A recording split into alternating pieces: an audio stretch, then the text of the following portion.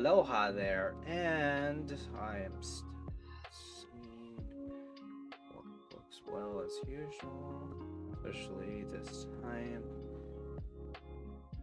Family tends to come over. Okay, that should be good, I think.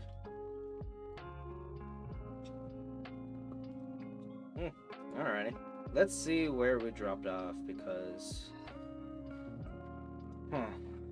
it was contemporary philosophy. Yeah, because going through all this and such, I realized, there's a lot of things about Philip K. Dick that more meets the eye from popular media. And then even now, we have contemporary philosophy when it comes to his way of thinking, because learning about his life does show that he has lived a challenging life full of different. I keep on thinking the words different changes, but rather turbulations you've gone through and learned through. Especially when it came to the whole being a communist during the Red Scare in his life. Where, can't imagine that. But contemporary philosophy. Postmodernists such as Jean Baudrillard, Frederick Jameson, Lawrence Rickles, and Slavoj Zizek has commented on Dick's writing foreshadowing of postmodernity. Jean Baudrillard offers this interpretation. It is hyper-real. It is a universe of simulation, which is something altogether different. And this is so not because Dick speaks specifically of simulacra. SF has always done so, but it has always played upon the double on artificial replication or image duplication, whereas here the double has disappeared. There is no more double, one is always already in the other world, an other world which is not another without mirrors or projection or utopias and means for reflection. The simulation is impassable, unsearchable, checkmated without exterity. We can no longer move through the mirror to the other side as we could during the golden age of transcendence. So the golden age of transcendence. I'm particularly wondering what he's referring to, but if I'm looking at this context, something I have to consider is that this is writing of science fiction when he made it during this time and after his death, because it reminds me of like postmodern architecture where something the further we're getting here throughout the years and such, from the 1960s, is that, well, postmodern art is not becoming postmodern anymore. It's becoming relegated to the past. Because, this is just me pointing out something I believe in when it came to postmodernity, is that there was a time that understanding postmodernity is that you have to understand modernity, and that even when it comes to the past modernity, when it comes to was it pre-past? I just say past modernity because it gets confusing when you think about it. That when it comes to modernity or modernization, there was the past, there's the present, and the future. And that, that was the point of postmodern architecture. It's supposed to just be a deliberate point saying, hey, this is architecture that is for the future and the near future, not what's represented in the past or even the present. It's something new, futuristic. There's another term I used before, futurism, because to understand that does point some things in that. In that will be the context of, well, why is it postmodern? Oh, because science fiction is not like that. When it comes to adding philosophies in particular books and themes, they're not that as strong as past works. Like thinking of Philip K. Dick science fiction versus H.G. Wells science fiction, where they do not have much in terms of heavy themes as modern science fiction works, referring to modern science fiction as, the ones today. Not from William Gibson, not from Philip K. Dick, not from H.G. Wells, even past that. I mean, Frankenstein was considered a horrific science fiction work because of the possibility of the animated dead coming to life. And that nowadays it's becoming a mundane thing of looking through records.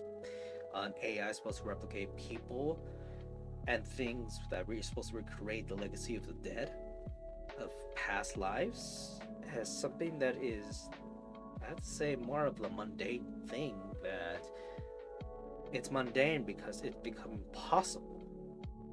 It's not just in the realm of science fiction, it's becoming more of reality.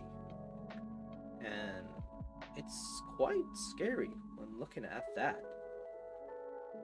But I digress because, we'll see more about this. For his anti-government skepticism, Phil K. Dick was afforded minor mention in Mythmakers and Lawbreakers, a collection of interviews about fiction by anarchist authors, noting his earlier authorship of The Last of the Masters, an anarchist-themed novelette. Author Margaret Killjoy expressed that while Dick never fully sided with anarchism, his opposition to government centralism and organized religion has influenced anarchist interpretation of Gnosticism? Gnosticism? Archists and anarchists had traditionally been skeptical of or vehemently opposed to organized religion. Nevertheless, some anarchists have provided religious interpretation and approach traces to anarchism, including the idea that the glorification of the state is a form of sinful idolatry.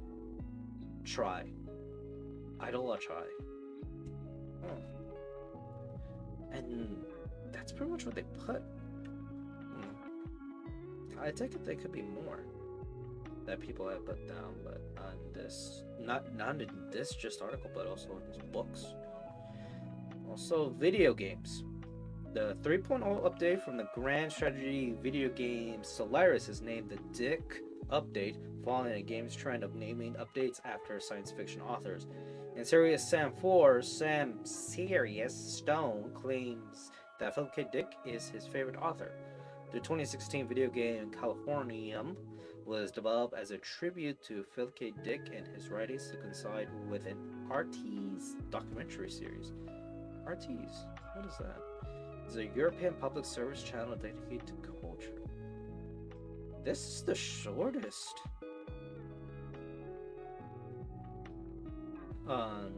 article bubble for another Wikipedia article I ever read.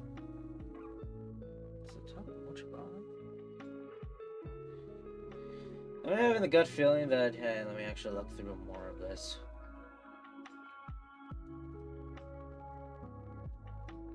Okay.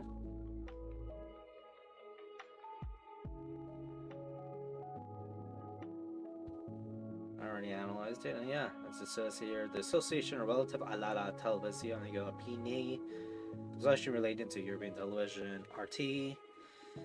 Yes, and follows a lot of things related to this.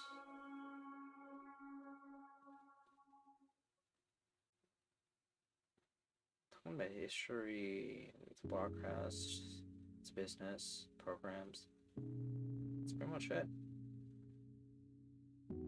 So, the video game was developed as a tribute and his writings to coincide. So, it's a video game Californium that was related to the RT's document series. This is Californium. Engineer Microsoft Windows and OS X. Huh. By any chance, does this have a Steam? Yeah, when it comes to Metacritic and video game, it's just 6. Wow. Yeah, that shows some promising Because yeah, it does seem that when it comes to his works, that is something people like to just capitalize.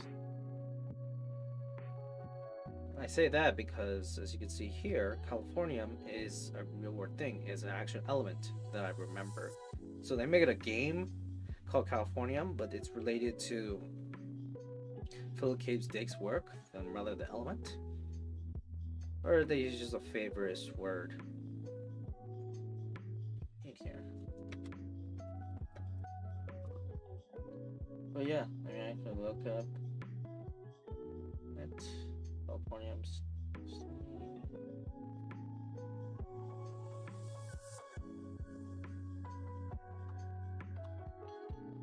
Alrighty, I found it.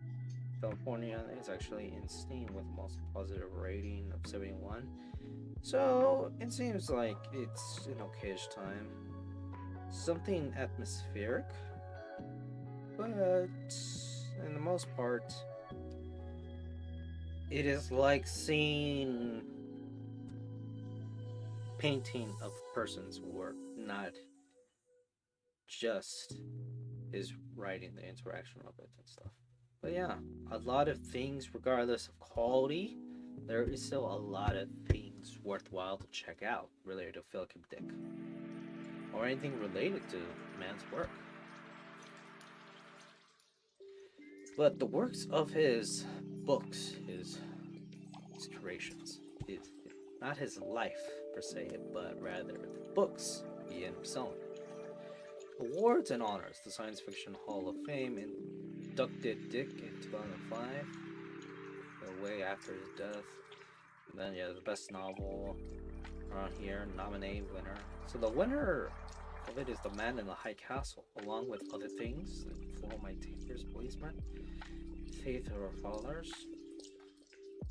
Alright, then yeah, mid 1960s, the 70s, yeah. Nominated. Even Do Androids Dream of Electric Sheep was just nominated. It didn't win. So, I'm curious. Flow by Tears, Policeman said, yes. Novel is set in a futuristic dystopia where the United States had become a police state in the aftermath of a second American Civil War. And the Faith of Father short story is the first published in the anthology Dangerous Visions. So, Dangerous Visions is a science fiction short story anthology. A breath, Dangerous Visions help to find a new wave of science. Yeah, so on the sex and science fiction. One a Hugo, Nebula, War Fantasy, and BSFA. Yeah. But these are just short stories. What does include in these stories? Is there anything probably notable things? Because obviously we could see the Man in the High Castle being a novel Philip K. Dick made that was not science fiction, it's alternate history, but like pseudo historical, where there is some authenticity in his work. Even when it came to looking at it now, it doesn't seem good alternative history when it comes to the realm of, well, how accurate is this nowadays? Before then, I can imagine, yeah, a lot of people can see it as very accurate, but nowadays, more in the realm like during the 60s, when Man in the High Castle was made in a book and released, there was not much public information nor even research of the extent of World War II, particularly when it came to the Holocaust and Nazi Germany, till years after, like even a few years right now, when it came to understanding the big magnitude of the Second World War and the many events that happened there, and understanding most of it. More in the end, where when it came to trying to depict Nazi Germany and then fascists in Japan as what would they actually done if they won the Second World War, and it goes It's more coming around that it seems like in the Man in High Castle, it's more of a fantasy in the book versus like in the TV show. Really, that's the thing that always brings up my head because in the TV show, I start growing more appreciation, particularly when learning more about Philip K. Dick's other works. Of that, Man in the High Castle is now considered a science fiction show, purely science fiction when it came to some themes related to alternate universes, consciousness, related to his other works, which I am growing appreciation for. But yeah, scrolling all this up, seeing how he lived through his life when it comes to all his works, compared to his real life, is fascinating. Now, Philip K. Dick Award. The Philip K. Dick Award is a science fiction award that annually recognizes the previous year's best SF paperback original published in the U.S. Yeah, and then conference in Norway along with. This award was inaugurated in 1983, this year after Dick's death. It was founded by Thomas Ditch with the assistance of David G. Hartwell, Paul S. Williams, and Charles N. Brown. Past administrators including Agus J. Butteries and David Alexander Smith. And finally, we're to this. To see also bibliography and external links. Now, I love how they actually have a bibliography when it comes to primary and secondary sources, because you don't see that in Wikipedia's unless you actually have someone actually putting down professional citations, academic citations into it. It's going forth where it seems like you actually have some academics, people who are part of the institute, who actually are putting down this article. So it can be considered accurate stuff if have some reliable evidence here. Because yeah, a lot of things I learned about Philip K. Dick that I really wouldn't know of. So you also have other things when it comes to the concise reality, paranoid fiction, and transcendental idealism. Now, these are interesting things here, because I can imagine this is a topic under, was it, Neuromancer from William Gibson when it came to that, particularly when it comes to cyberpunk. However, wait a second, not cyberpunk, this is real life Japan. They pointed out that that's what in the 80s they thought Japan would look like, just downtown Shibuya. And funny enough, when it came to those writers, or particular William Gibson, there's really not any note of him here. But I digress. To concise reality is in which is generally agreed to the reality based on consciousness view. Alrighty. In science, philosophy, idealism, materialists, social consequences.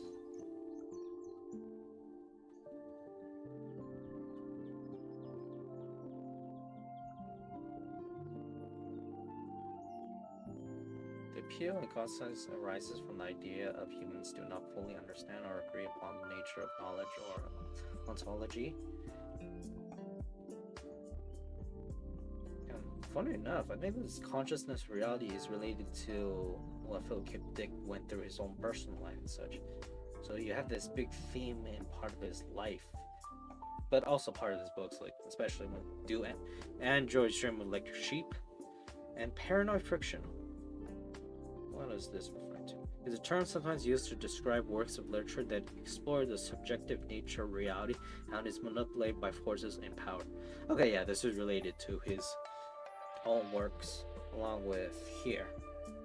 This particular paranoid fiction, it's particularly focusing on media, so people's or the human experience. And there is also transcendental idealism.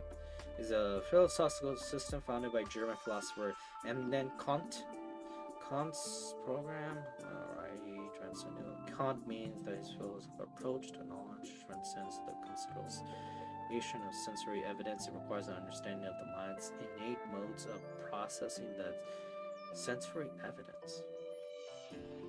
Kant argues that the conscious subject cognize the objects of experience not as they are in themselves, but only the way they appear to us under the conditions of our sensibility.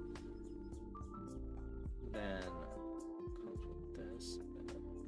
A lot of things that's just coming over my head, but transcendental idealism is, yeah, focus on the human condition of it. But saying that how this person thought about it during the 1700s, I wonder how it would be interpreted with many other people nowadays, especially with the whole idea of, was it, are we in a simulation because of understanding what is, transparent to people? Is it real? What is reality? Which I could also argue the whole thing about, well, they could be two separate things of like what is reality versus, what is considered real. But that is something I don't feel comfortable tackling with. But yeah, that is part of Philip K. Dick. When it came to understanding more, there's a lot more things I start learning from him, and me feeling like I know less of him than I did before, which was a person who, felt like it was more like the Stephen King of science fiction. But in particular, when it came to learning about Blade Runner. But just to note that Blade Runner, the movie, was not based on the book Blade Runner. It was actually based on Do Androids Dream of Electric Sheep, and other of his works. It's quite different. But what I do find interesting too is there's a lot more that meets the eye in his legacy. And I'm saying to his legacy because looking through his earlier life and writings, there's a lot more things to uncover. Not just when it comes to his own personal biography, but when it comes to his own other creations. Like, here when it came to Rogue, other pulp-y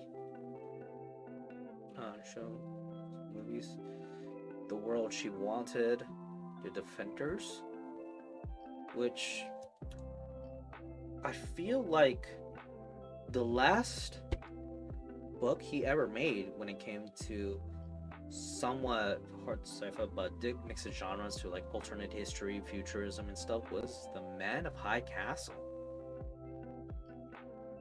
which I personally believe that it wasn't his first of the alternate history, proto science fiction work he made, but rather his last, because he had during the 50s, early 50s, Rogue from 1951 made all these novels until The Man in the High Castle. And then, he makes it into science fiction. So understanding more now that he doesn't just have the clear legacy that everybody remembers of him writing science fiction novels and, cyberpunk, but rather downright futuristic historical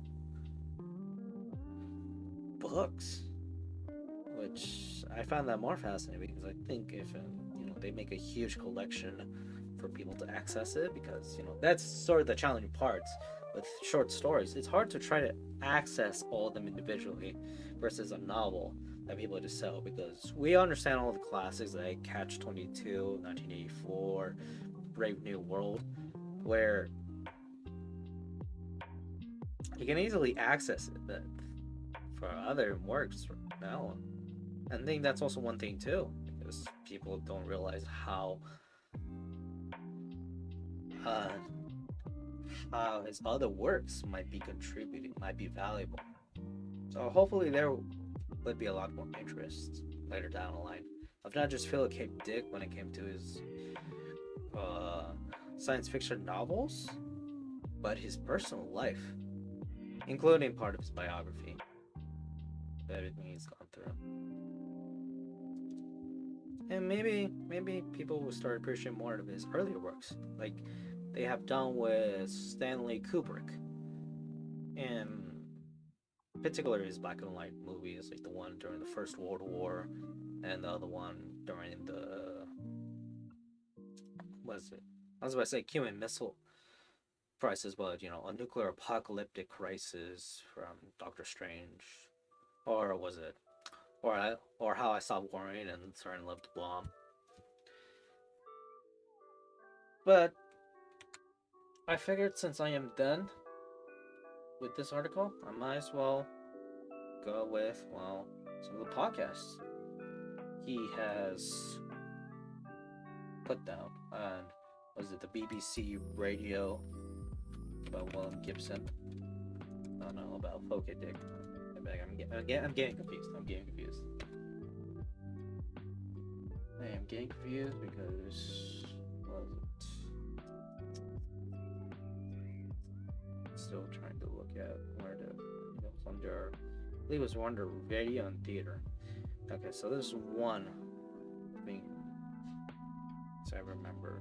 There was a second one where it said that, alrighty, I'll go back and look at other biographies related to his work. So I think this was one. Okay. BC in 1994, a biblical documentary is part of the Arena part series called Philip K. Dick, A Day in the Afterlife.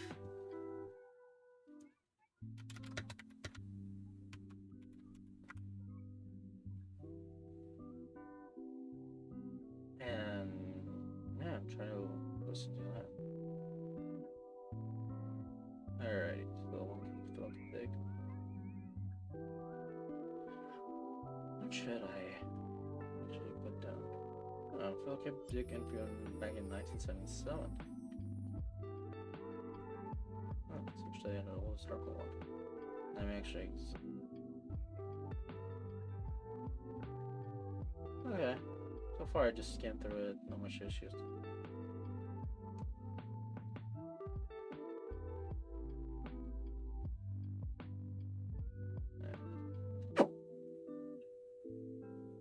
Okay, got it. Alright. That's September 27, 1977. Those positions are very lowly. Science fiction is considered to be something for adolescents, for just high school kids, and for disturbed people in general to read in America. And the publishers will buy a novel which must meet rigid moral standards, the standards which librarians have, which has to do with sex and violence and so forth. So we are limited in our writing to books which have no sex, no violence, and no deep ideas. Just something of an adventure kind of nature, what we call space opera, which is just something I probably just wanted to point it out is that, yeah, seems like it's pretty topical when it comes to trying to have other people reading particular books nowadays. It says there was a problem nowadays back in the 70s, and sort of a problem now. Which, 1970s to 2020s, that's like 50 years difference, like half a century. We still have similar issues. Set in the future, and this is a strong pressure on us. The field, science fiction, is just. Alrighty, well, it's already time for me, so I'll just come back here next time.